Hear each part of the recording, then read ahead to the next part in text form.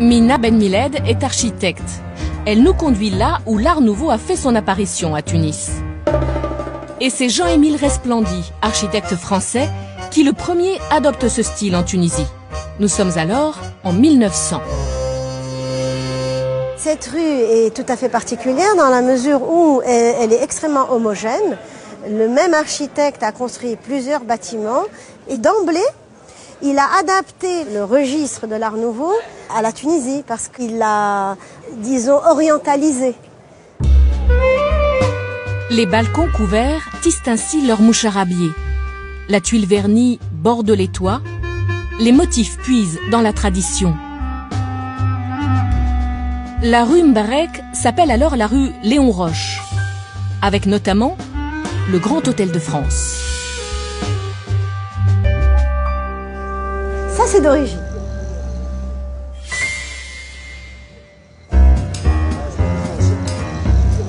Par passion, Mina recense les traces que l'Art Nouveau a laissées dans la ville européenne. Elle jette un œil dans les entrées, traverse tous les quartiers. Elle recherche le moindre ornement, le moindre balcon, jusqu'à découvrir un îlot oublié, proche de la rue Kalthoum, 2 immeubles d'habitation imposants. Là, on est dans l'Art Nouveau dans toute sa splendeur, avec les références au règne végétal, au règne animal, avec des petites allusions même rococo, avec des angelots et des guirlandes, différents éléments qui changent l'Art Nouveau. L'immeuble date de 1908. L'art des façadiers est à son apogée.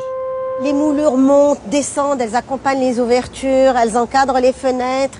Là, si on suit le soubassement, on a la moulure qui remonte et qui ressort et qui forme un relief avec toutes ces formes organiques pour encadrer, elle aussi, la fenêtre de part et d'autre. Ces bâtiments privés ne sont pas classés et les dégradations du temps grignotent parfois ce précieux patrimoine. Ça, c'est l'art brut. Mina sait que certaines curiosités sont invisibles du dehors.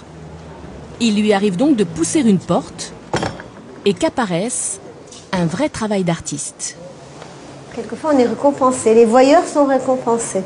Alors, quand on rentre dans certaines cages d'immeubles, on ne se doute pas forcément que l'entrée va être aussi extraordinaire. Déjà par le fait qu'il y ait 2 cages d'escalier et par toute cette ornementation. Il y a la rampe d'escalier qui est très ouvragée, l'encadrement, l'apport de la concierge. Et il faut pousser les portes des immeubles pour découvrir tous ces petits trésors cachés. Tradition et art nouveau, l'un va rarement sans l'autre. C'est ce qui rend l'art nouveau de Tunis si particulier. Ainsi, un peu plus loin, l'immeuble de la rue des Salines.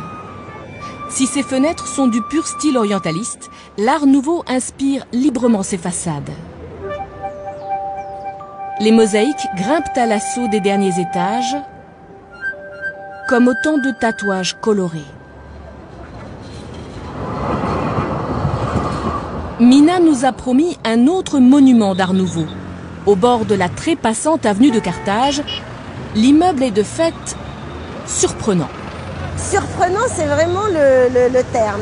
C'est un des immeubles les plus étonnants et le plus particulier de la ville de Tunis, l'immeuble Azerm, qui a été construit en 1906. Je ne pourrais pas dire que c'est un bon exemple de l'art nouveau parce que c'est l'art nouveau poussé à son paroxysme. La première chose qui frappe dans cette façade, c'est l'exubérance, le foisonnement de l'ornementation. On peut dire que ce bâtiment peut être considéré comme un manifeste de liberté. Les fenêtres en forme de poisson sont devenues le symbole de l'immeuble, ainsi que sa double façade.